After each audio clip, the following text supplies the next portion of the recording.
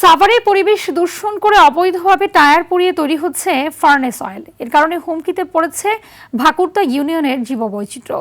সাভারকে দূষিত বায়ু অঞ্চল হিসেবে ঘোষণা করলেও দূষণ নিয়ন্ত্রণে নেই দৃশ্যমান কোনো পদক্ষেপ, যদিও মাঝে মধ্যে লোক দেখানো অভিযান পরিচালনা করে সংশ্লিষ্টরা।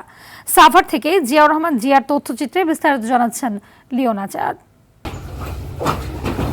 সাভার উপজেলার ভাকুরতা ইউনিয়নের বিভিন্ন গ্রামে গাড়ির পরিত্যক্ত টায়ার পুড়িয়ে তৈরি হচ্ছে জ্বালানি তেল। এতে হুমকির মুখে পড়েছে জনস্বাস্থ্য ও পরিবেশ।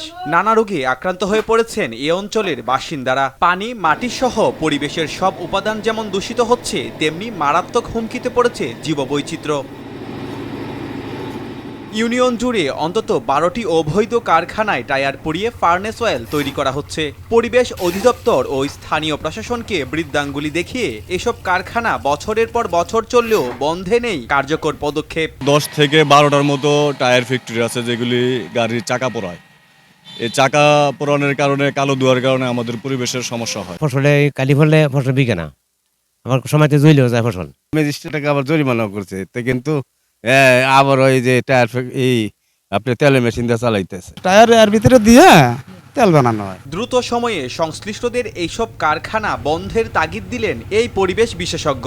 টায়ার পোড়ানোর ক্ষেত্রে এইটা পরিবেশ অধিদপ্তরের খুব স্ট্রিক্ট অভিযান চালানো উচিত, যেন কোনোভাবেই এইটা আনঅথরাইজড ওয়েতে বা কোনো ধরনের পরিবেশগত সমীক্ষা ছাড়া যেন এই ধরনের কোনো কিছু না গড়ে ওঠে। বরাবরের মতোই আশার বাণী শোনালেন সাভার উপজেলার প্রশাসন। ইতিমধ্যেই পরিবেশ অধিদপ্তর থেকে এগুলোকে নিষিদ্ধ করা হয়েছে। পরিবেশ অধিদপ্তর একাধিক অভিযানও পরিচালনা করেছেন। তো আমরা স্পেসিফিক যদি কোনো এরকম কোনো ফ্যাক্টরির সন্ধান পাই বা কোনো তথ্য পাই, আমরা উপজেলা প্রশাসন থেকে তাদের বিরুদ্ধে কঠোর আইনানুগ ব্যবস্থা গ্রহণ করবো এবং মোবাইল কোর্ট পরিচালনা করবো।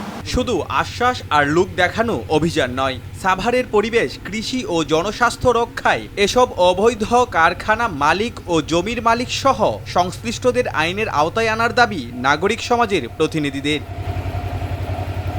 Leone Azad, RTV।